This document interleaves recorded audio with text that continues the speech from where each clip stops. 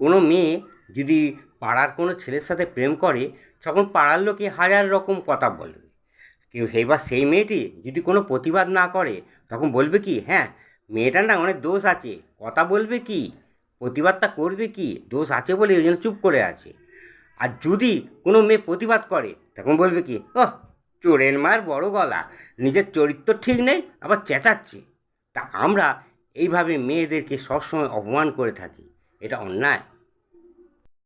এদের মধ্যে একটি অদ্ভুত ব্যাপার দেখা যায়, তারা কাউকে যদি ভালোবাসে, উজাড় করে ভালোবাসে।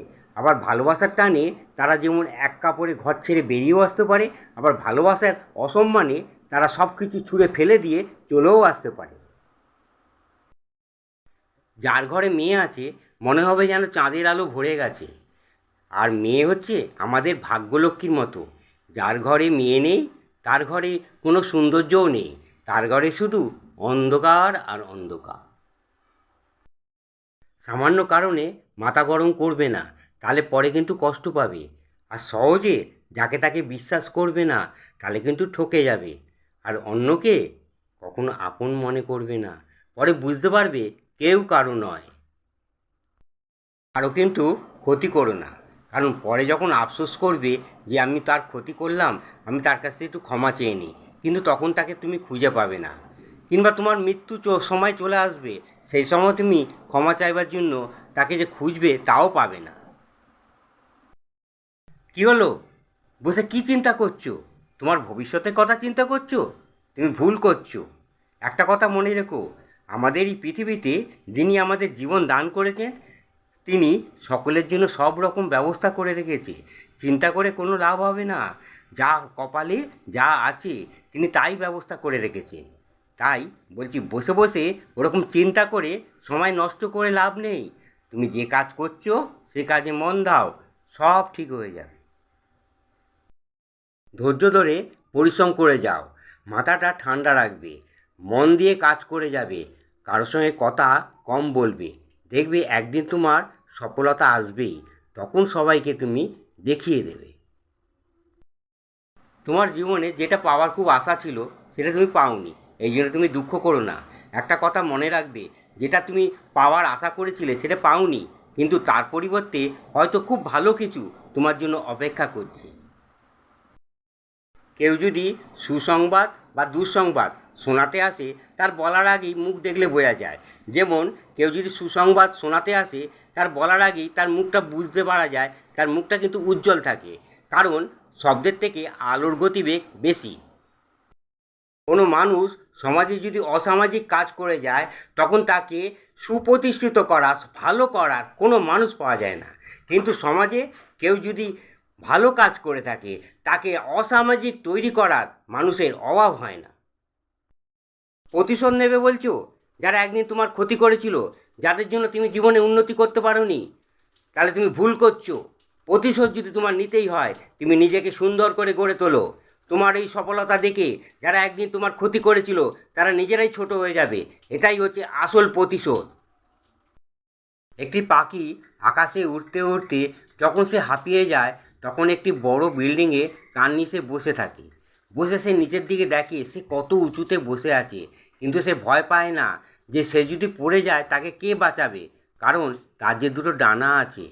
তেমনি তুমিও চিন্তা করবে না যে কে তোমাকে একটা চাকরি জোগাড় করে দেবে, কারণ তোমার যে দুটো হাত আর দুটো পা আর মাথায় যে বুদ্ধি আছে, এটাই যথেষ্ট। তোমার বন্ধু হোক বা আত্মীয়, তুমি বরাবর তাকে সাহায্য করে গেছো। একদিন হঠাৎ সে তোমার কাছ থেকে আসলো যে সাহায্য চাইতে, তুমি কোনো কারণে তাকে সাহায্য করতে পারলে না তার বিপদের সময়, তখন সে আগে যে তুমি তাকে সাহায্য করেছিলে সে কথা সে ভুলে যাবে। একদিন যে তুমি তাকে সাহায্য করতে পারোনি তার বিপদের সময়, সে কথা সে মনে রাখবে, সব সময় মনে রাখবে, আর সবাইকে বলে বেড়াবে। এটাই হচ্ছে সমাজের নিয়ম। তোমাকে একটা বড় কাজে নিযুক্ত করা হয়েছে, তোমার উপর সবাই নির্ভর করে আছে, তা বলে তুমি নিজেকে গর্ব করো না, আমি যদি না থাকি সব অচল। এটা তুমি ভুল করছো। আমাদের মনি ঋষিদের ছবির দিকে তাকাও, ওনারা এককালে যা যা কাজ করে গেছেন আমরা উপকার পেয়েছি, কিন্তু এখন ওনারা নেই, তা বলে আমরা সেই উপকার থেকে কি বঞ্চিত আছি? তুমি একজনকে ভালোবাসতে, সে তোমাকে ছেড়ে অন্য একজনের সঙ্গে সংসার করছে, সেই দুঃখে তুমি নেশা ধরেছো। এটা তুমি ভুল করছো। একটা কথা মনে রেখো, যে তোমাকে ছেড়ে চলে গেছে সে তো তোমাকে ভুলেই গেছে, কিন্তু তুমি যার জন্য নেশা ধরেছো তাকে তো একদিন তুমি ভুলে যাবে। কিন্তু যে নেশা তুমি ধরেছো সেই নেশা কিন্তু তোমাকে ছাড়বে না, আর নেশাও তুমি ছাড়বে না। তাই নেশা ছাড়ার চেষ্টা করো। এই পৃথিবীতে সবথেকে নরম জিনিস কী জানেন? মানুষের মন। একে ভাঙতে কোনো বল প্রয়োগের দরকার পড়ে না। শুধু কী লাগে জানেন? মুখের কতগুলি ধারালো দৃঢ় ভাষা, যেন মনটাকে ছুরি দিয়ে ফালাপালা করে দিয়েছে। অর্থ উপার্জনের জন্য যে পড়াশোনা করতে হবে তার কোনো মানে নেই। পড়াশোনা করার মূল উদ্দেশ্য হচ্ছে নিজেকে শিক্ষিত করে গড়ে তোলার জন্য। তোমার কাছে যদি অর্থ উপার্জনের জন্য কোনো সুযোগ না আসে, তুমি অন্য কোনো সুযোগে চেষ্টা করতে পারো। কিছু মানুষ আছে কাউকে ঠকায় না, ঠকাতেও চায় না, ঠকাতে বিবেকে লাগে। তাদের কপালে সবসময় সুখ আসে না, তাদের কপালে সবসময় দুঃখই থাকে। তারা এই দুঃখটাকে সুখ মনে করে সারা জীবন বেঁচে থাকে।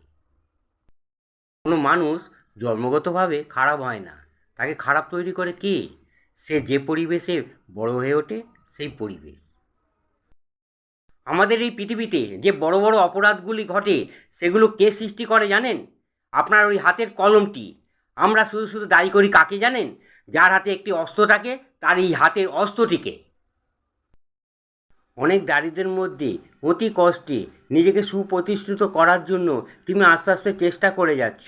তখন দেখবে তোমার আশেপাশে বন্ধু বান্ধব আপনজনরা তোমার কাছ থেকে ধীরে ধীরে সরে যাচ্ছে।